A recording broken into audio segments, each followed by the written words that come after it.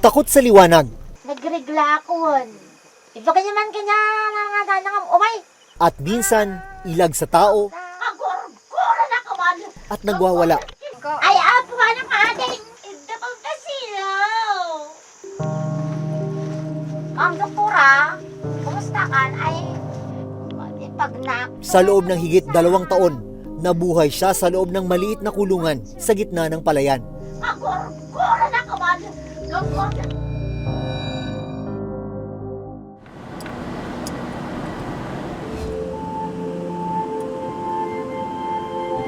Pitong oras na biyahe mula Maynila ang bayan ng Sugpon, Ilocos Sur.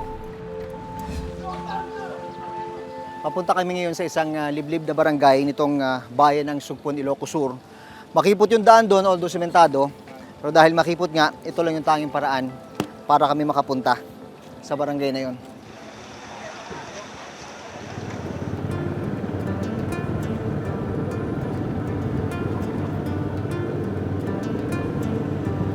Hindi pala lahat ng daan ay sementado. Meron ding mga bahagi na ganito, lupa.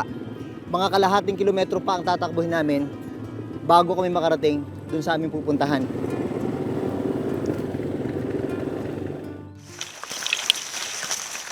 Yang kubo na yan, sa gilid ng palayan, yun yung aming pupuntahan. Kakausapin namin yung isang mag-asawa na nakatira dyan.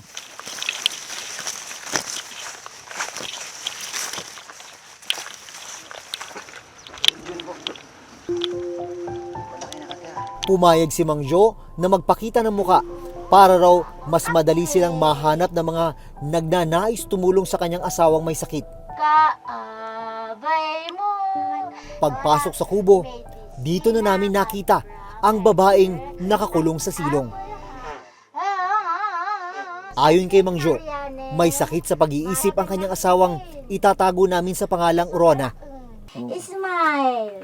Before open the window. Okay ka lang ba? Yes, sir. Good. Nakatulog ka ba ng maayos kagabi? Yes, sir. Kailan yung huling kain mo? Anong oras ka kumain? Kanina. Madaling araw. Anong pakiramdam mo sa katawan mo? Healthy yang. Healthy. Tapos young. Yes. 2 taon nang nakakulong dito si Rona. Ang gumawa nitong kulungan na ito, ang kanya mismong asawang si Mang Jo. Nagawa ito ni Mang Jo dahil ito daw yung nakikita niyang tanging paraan para masigurong hindi makalabas yung kanyang asawa at mapunta kung saan-saan. Hindi ka lumalabas? Hindi na po. Bakit? Napagod ako. Bakit ka napagod? Saan siguro Napagod ako pupunta? na. Hindi ako gumagala. Hindi ka Nagtatrabaho. Trabaho rin yun.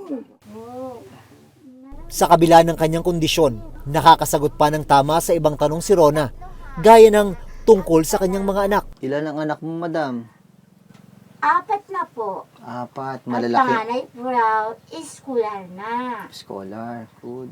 Yung isa naman, namamasukan sa Tagudin. Ang isa naman, inalaga nila sa Maynila, nasisaryan ako. Kailan ka huling nadalaw ng mga anak mo?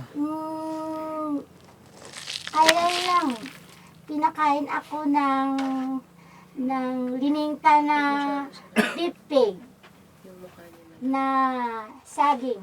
Hindi mo sila namimiss? Ayun, miss ko po. Gusto ko silang nakita.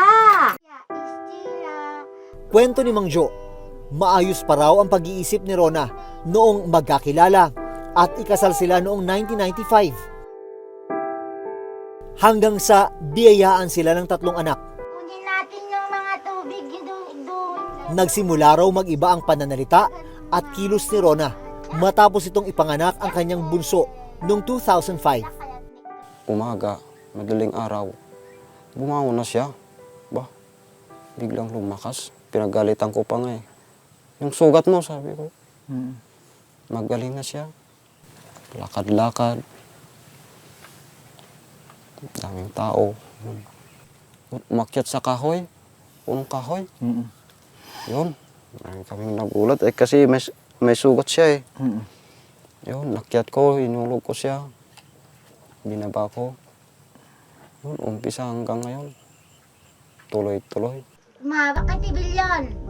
Nang hindi na raw bumalik sa tamang pag-iisip si Rona, nagpasya silang patignan na siya sa doktor. Okay naman daw siya kasi lahat na pinapagawa nila doon, kaya-kaya niya. Kaya pwede daw po iuwi siya kasi ayos naman. Mama, doktora. Pero makalipas ang 3 buwan, bumalik na naman daw si Rona sa dati nitong kondisyon. Lumalaya tayo yung kwan, isip niya na gusto niya mamasyal. Ayun, umalis na naman. Ayun, yung ako na pag-isipan na itinali namin noon. Anong mo nun? Anong pakiramdam mo nun yung parang sumisigaw siya doon, ang daming kapitbahay na nakakarinig? Nahiya mo, sir.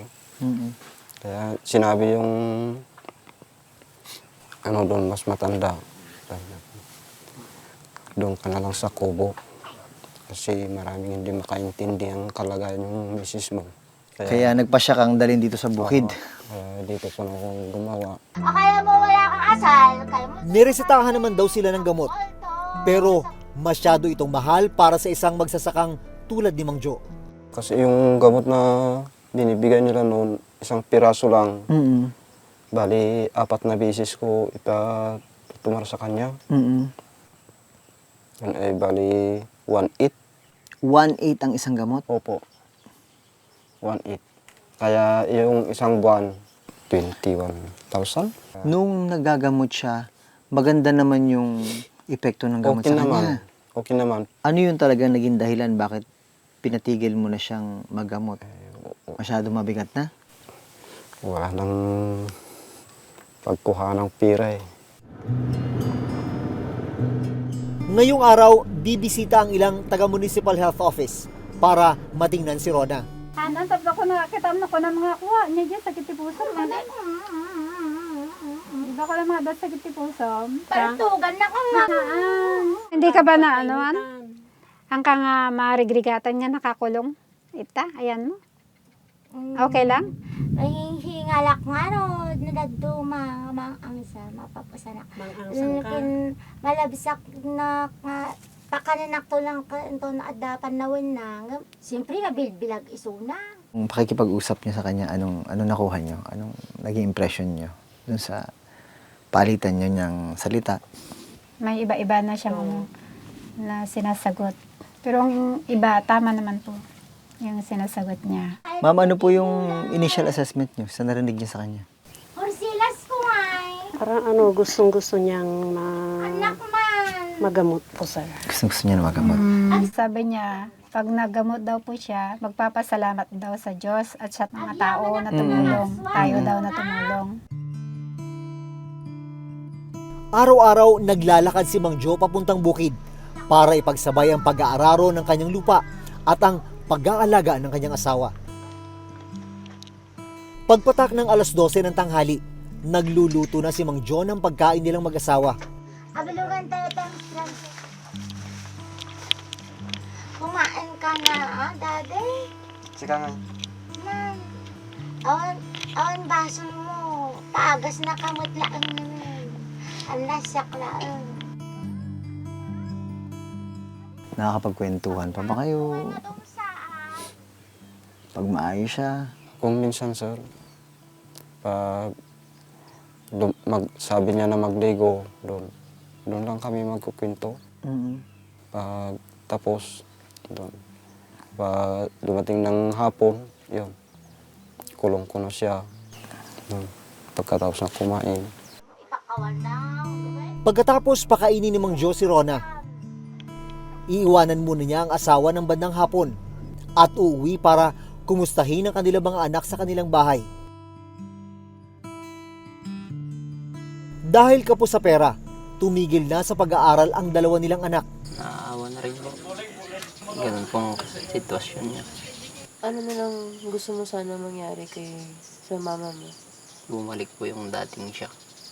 Maganda rin naman ang loob nila. Arden mo, di mga lilaw! Kahit ba nung sobrang bigat nung responsibilidad mo, sobrang hirap ng sitwasyon mo, naisip mo bang sumuko? Wala naman akong maisip na ganun, sir, kasi iniisip ko mga anak ko, gano'n. At saka at siya, wala naman pinaggalayan yung mga anak ko kung hindi siya. Ganon. Maganda naman ang dating samahan namin. Ganon. Kaya kahit anong hirap, sabi ko, pwedeng dalhin. Magkapag-isip kang maganda. Ganon. Wala naman akong ibang maisip. Pinapanalangin ko na lang sa Diyos para bumalik yung dating isip niya. Dumating ang isa sa kanyang kapatid na si Lorena. Biglang nagwala si Rona. Agawin ka malaloy na! Sinalo kayo! Ayaw ng ilaw. Ayaw ba ng ilaw tayo? Ako kayo na kayo! Bigay silaw mo! Tibagket ka!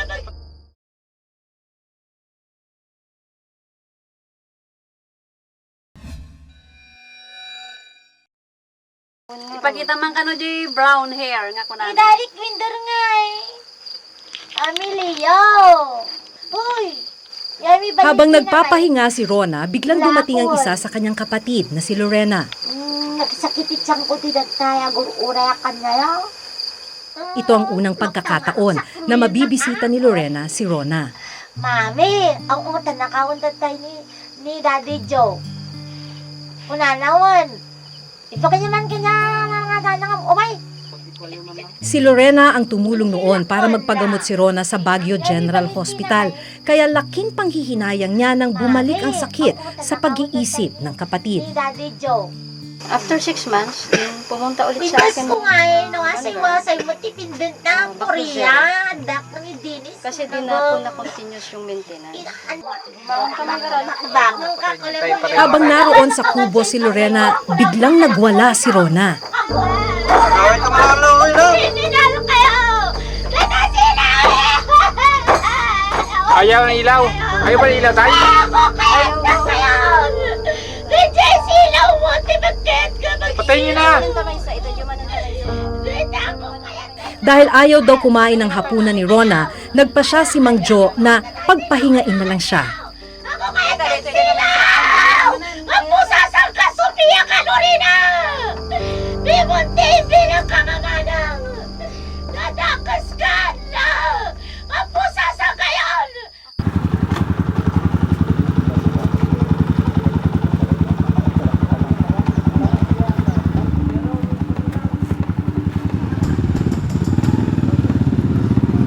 Kinabukasan, dinalaw ni Dr. Roderico Ramos, isang psychiatrist mula sa Ilocos Training and Regional Medical Center, si Rona.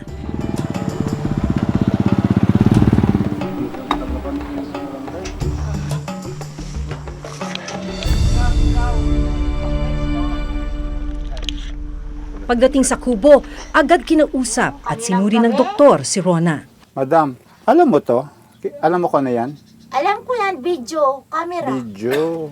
Kasi kung minsan, lumalabas ako na hindi ko namamalayan. Okay. May nag-iikot ng isip ko na hindi ko. Alam kong hindi ko... Kinakausap ka? Oo. Kaya ka lumalabas? Minsan, umiba-iba ang busis sa dila ko. Dahil kahit papaano ay nakakasagot pa daw ng maayos at tama si Rona, hindi muna inirekomenda ni Dr. Ramos na dalhin siya sa ospital. Binigyan muna si Rona ng gamot para sa 1 buwan. Sinatawag namin psychotic yung nasisiraan ng ulo. 2 klaseng sakit. Yung isa mas maganda, yung isa mas pangit. Yung sa kanya mukhang mas maganda eh. Kasi yung pangit, pag hindi ginagamot for 10 years, talagang, alam mo yung regress, hindi mo makakausap ng ganyan. In spite of no medications for 10 years, she's still like that. Mukhang okay. 99.9% sure so long as she takes medicines. Mag-i-improve in less than a week. Manang, ma'am, pero babantay-bantayan. Like once a week, puntahan mo basta. Siguradong umiinom ng gamot. Habang nagbibilin si Dr. Ramos kay Mang Jo at sa health worker na si Aling Tessie, Lalabas. biglang lumabas mula sa kulungan si Rona. Ayaw raw niyang uminom ng gamot. Anak ko marunong. Angela. Madam. Ay, tid mo kanya nataduan. Kiniso na, tumarin na. Oo, sige. Ako bagay, dagita. Kapag nakot ka na. Dahil tumatakas sa pag-inom ng gamot, Naglakad si Rona papuntang palayan. Dahil hindi na sanay maglakad, natumba si Rona. Tay. Haan ko kaya di ka sinilas ng dada.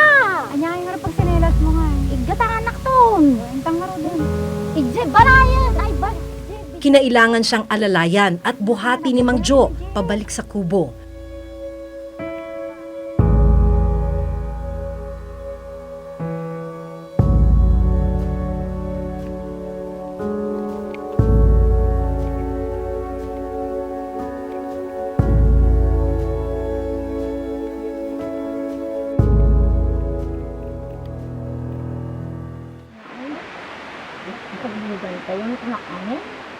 Ilang minutong umupo sa labas ng kubo si Rona. Bago tuluyang bumalik sa kulungan.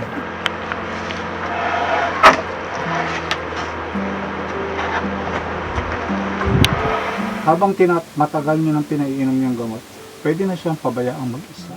Paalala ni Dr. Ramos habang umiinom ng gamot, dapat ay hindi na ikulong si Rona at hayaan siyang makagawa ng ibang gawaing bahay. Ala sarasaraan naman ano.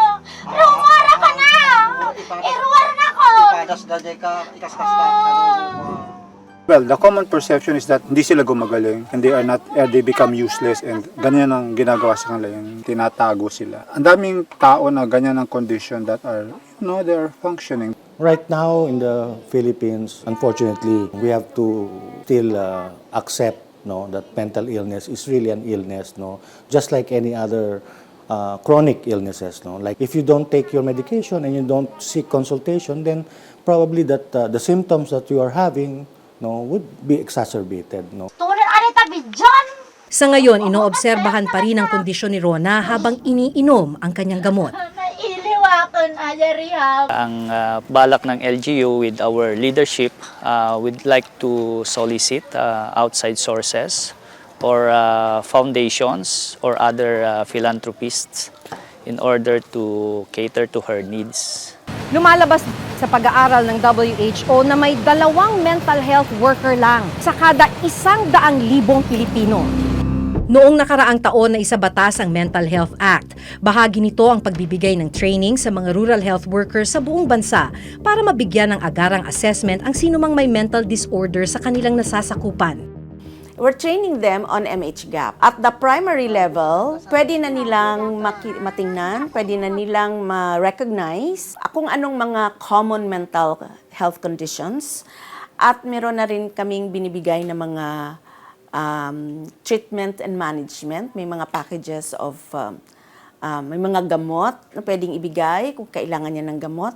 May mga psychosocial support services. Here in the National Center for Mental Health, our outpatient consultation receives around 300 outpatient per day. They can go here, for sure they'll be seen, and if they are proved to be indigent, then they have wala na silang babayaran. Sa pagkakapasa ng mental health law, tumaas rin ang pondong inilaan para sa mental health. Okay, as of the moment, ang budget po natin is 2.5 of the total budget of the Department of Health. So medyo we hope that by the end of the next 3 years or 2023, makakaabot na tayo sa 5%.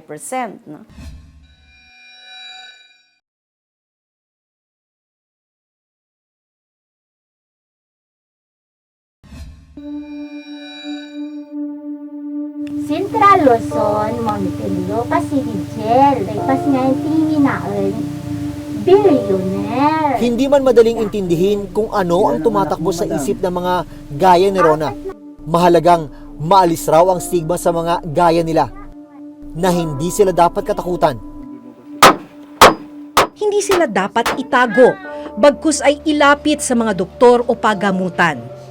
Dahil may pag-asa silang gumaling at muling mamuhay ng normal.